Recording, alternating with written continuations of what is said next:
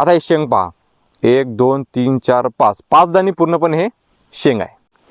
शेतकरी मंडळी राम राम. तूर पिकाच्या योग्य स्टेजवर जर आपण योग्य फवारणी घेतली, योग्य कंटेंट त्यामध्ये घेतले तर आपला फायदा हमखास होतो आणि आपलं उत्पादन त्या ठिकाणी वाढते. हे प्रत्येक व्हिडिओमध्ये आपण सांगितलेलं आहे. ते का बरं? तर अगोदर हे तूर पहा. हे आपल्या वावरामधील तूर आहे आणि अक्षरशः पूर्णपणे झोकलेली आहे. म्हणजे एवढ्या शेंगा त्या ठिकाणी लागलेल्या आहेत की पूर्णपणे खाली लवली आणि पूर्णपणे भांग या तुरीनं त्या ठिकाणी केलेला आहे. जबरदस्त. म्हणजे आपण प्रत्येक व्हिडिओमध्ये कळीवस्था फवारणी असो, फुलवस्था फवारणी असो, ते अगोदर ड्रिंचिंग असो, योग्य स्टेजवर योग्य फवारणीचे काय फायदे आहेत ते आपल्याला या व्हिडिओमध्ये दिसून येतात. ठीक आहे.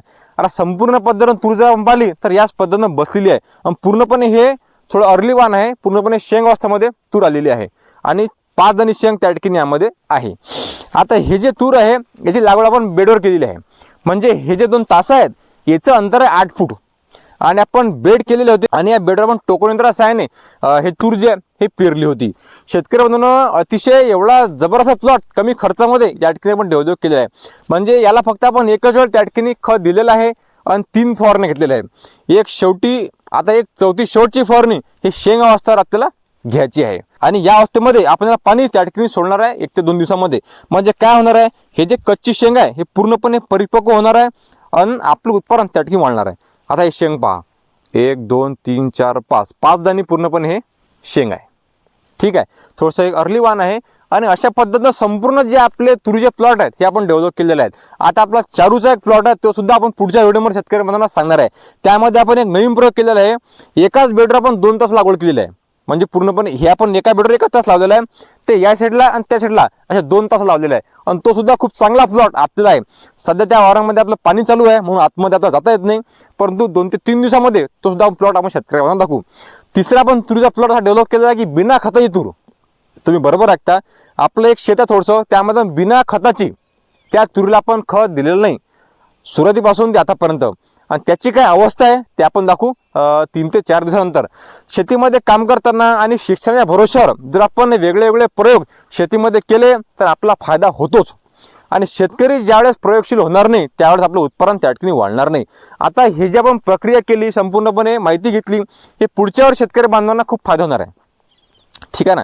आणि बेडचे काय फायदे आहेत, मी जून महिन्यापासून जवळपास 2 ते 3 व्हिडिओ शेतकरी बांधवांसाठी केले की तुम्ही बेडवर तूर लावा, 100% आपला फायदा होणार आहे. आपल्या संपूर्ण वावरामध्ये एकही झाड मेलेलं दिसत नाही. यावर्षी सगळी असं पावसाळा झालेला आहे आणि आपल्या वावरामध्ये एकही झाड त्या ठिकाणी मेलेलं नाही, कारण तूर आपली बेडवर आहे.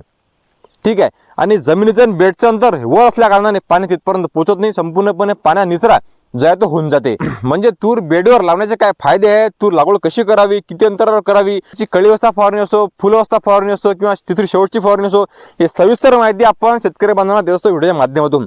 तुम्ही आपलं शेती मित्र रोशन यूट्यूब चॅनल असेल किंवा फेसबुक असेल, यूट्यूबला सबस्क्राईब करून घ्या आणि फेसबुकला फॉलो करून घ्या. मग चांगलीच माहिती आपल्यापर्यंत येणार आहे.